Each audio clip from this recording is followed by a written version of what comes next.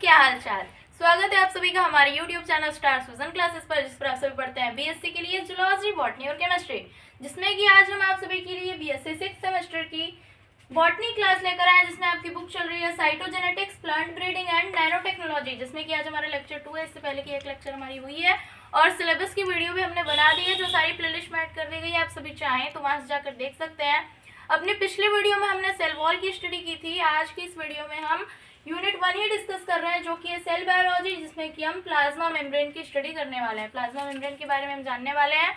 सबसे पहले मेरी आप सभी से रिक्वेस्ट है कि आप सभी चैनल पर नए हैं तो सब्सक्राइब कर लीजिए, वीडियो को लाइक कर दीजिए।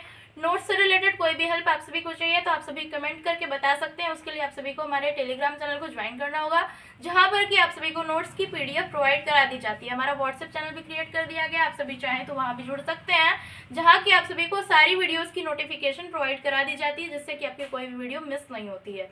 तो आइए अपनी वीडियो को स्टार्ट करते हैं। क्या डिस्कस करने वाले हैं हम? प्लाज्मा मेम्ब्रेन के बारे में जानने वाले हैं। क्या होता है plasma membrane? The plasma membrane also called the cell membrane. जो प्लाज्मा मेम्ब्रेन होती है उसे हम सेल मेम्ब्रेन के नाम से भी जानते हैं। Is the membrane found in all cells that separates the interior of the cell from the external environment. यानी कि इज द मेम्ब्रेन, यह एक मेम्ब्रेन होती है फाउंड इन ऑल सेल्स, जो कि सभी सेल्स में पाई जाती है। दैट सेपरेट्स, जो कि अलग करती है, the interior of the cell, cell के इंटीरियर को, from the external environment, external environment से सेल के इंटीरियर पार्ट को सेपरेट करती है। In bacterial and plant cells, bacterial और प्लांट सेल्स में क्या होता है? A cell wall is attached to the plasma membrane. एक सेल वॉल होती है जो कि प्लाज्मा मेम्ब्रेन से अटैच्ड होती है, और ये सिर्फ बैक्टीरियल और प्लांट सेल्स में ही होता है। एनिमल सेल में जो सेल वॉल होती है वो एब्सेंट होती है। On it's outside surface, plasma membrane के आउटसाइड सरफेस पर एक सेल वॉल अटैच्ड होती है, किसमें? बैक्टीरियल एंड प्लांट सेल्स में। The plasma membrane consist of a lipid bilayer that is semi permeable. जो प्लाज्मा मेम्ब्रेन होती है वह एक लिपिड बाइलेयर से बनी होती है, जो कि क्या होती है? सेमी परमिएबल होती है। The plasma membrane regulates the transport of materials entering and exiting the cell. यानी कि जो प्लाज्मा मेम्ब्रेन होती है वो रेगुलेट करती है मटेरियल्स के ट्रांसपोर्ट को, जो कि सेल के अंदर आती हैं या फिर सेल के बाहर जाती हैं, उनके ट्रांसपोर्ट को प्लाज्मा मेम्ब्रेन रेगुलेट करती है। तो आइए जानते हैं प्लाज्मा मेम्ब्रेन के स्ट्रक्चर के बारे में। जानते हैं प्लाज्मा मेम्ब्रेन के स्ट्रक्चर के बारे में। तो सबसे पहले हम जानेंगे डेनियली डाउसन मॉडल के बारे में, जिसे कि सैंडविच मॉडल के नाम से भी जाना जाता है। ये कब प्रपोज किया गया था? 1935 में। 1935 में डेनियली एंड डाउसन ने ये मॉडल प्रपोज किया था। Plasma membrane is a trilaminal glycoprotein where lipid bilayer is sandwiched between two protein layer. यानी कि जो प्लाज्मा मेम्ब्रेन होती है वो क्या होती है? ट्राइलैमिनल लिपोप्रोटीन होती है, वेयर लिपिड बाइलेयर, जहाँ की जो लिपिड बाइलेयर होती है वो सैंडविच्ड होती है between two protein layers. Two protein layers के बीच में जो लिपिड बाइलेयर होती है वो सैंडविच्ड होती है, इसलिए इस मॉडल को सैंडविच मॉडल भी कहा जाता है। This model fails to explain functional specificity and active transport through membrane. ये जो मॉडल था इनका सैंडविच मॉडल, ये फेल हो गया। क्या एक्सप्लेन करने में? Functional specificity and active transport through membrane के द्वारा जो एक्टिव ट्रांसपोर्ट होता है वो कैसे होता है, और जो फंक्शनल स्पेसिफिसिटी है प्लाज्मा मेम्ब्रेन की, उसको एक्सप्लेन करने में इनका मॉडल जो था वो फेल हो गया। तो उसके बाद न्यू मॉडल कौन सा आया? यूनिट मेम्ब्रेन मॉडल, जो कि रॉबर्टसन ने प्रपोज किया था 1959 में। All membranes have the same basic structure but they have their own distinctive composition. यानी कि जो सारी मेम्ब्रेन्स होती है उनकी बेसिक स्ट्रक्चर सेम होती है, बट जो उनका कंपोजिशन होता है वो उनका अलग अलग होता है। दीज मेम्ब्रेन्स में exist as a single membrane and multiple layers of unit membrane. ये जो मेम्ब्रेन्स होती हैं वो एग्जिस्ट कर सकती हैं एज अ सिंगल मेम्ब्रेन के रूप में भी, and multiple layers of unit membrane, या फिर यूनिट मेम्ब्रेन की मल्टीपल लेयर्स के रूप में भी यह एग्जिस्ट करती है।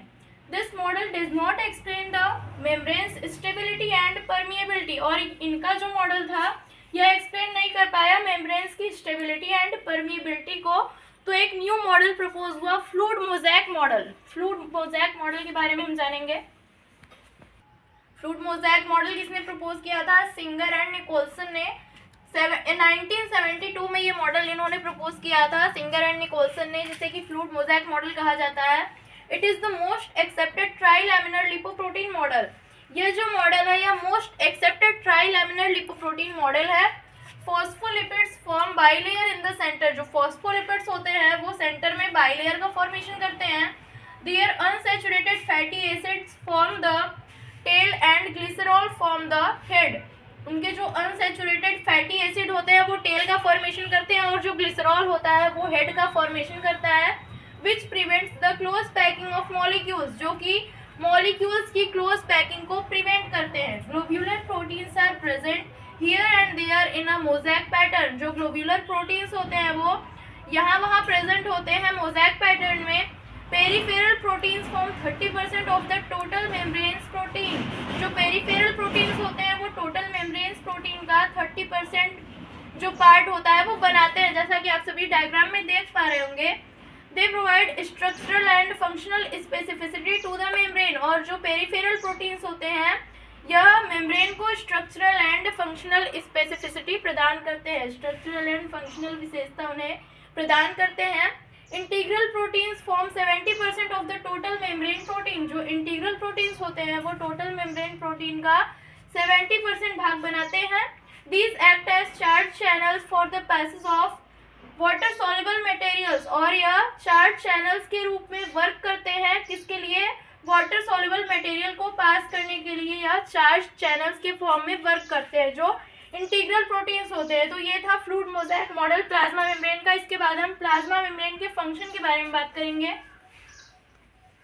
क्या क्या फंक्शंस है प्लाज्मा मेम्ब्रेन के? The main function of the plasma membrane that it acts as a physical barrier between the external environment and inner cell organelles. यानी कि जो मेन फंक्शन होता है प्लाज्मा मेम्ब्रेन का वो ये होता है कि यह फिजिकल बैरियर के रूप में वर्क करता है। किसके बीच? External environment and inner cell organelles के बीच यह एक फिजिकल बैरियर के फॉर्म में फंक्शन करता है। ये इसका मेन फंक्शन है। The plasma membrane is a selectively permeable membrane. जो प्लाज्मा मेम्ब्रेन होती है वह एक सेलेक्टिवली परमिएबल मेम्ब्रेन है which permits the movement of only certain molecule.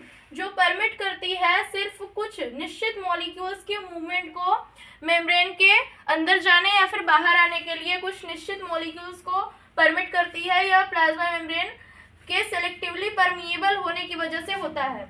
It play an important role in both endocytosis and exocytosis process. यह एक important role play करती है इंडोसाइटोसिस और एक्सोसाइटोसिस प्रोसेस में भी।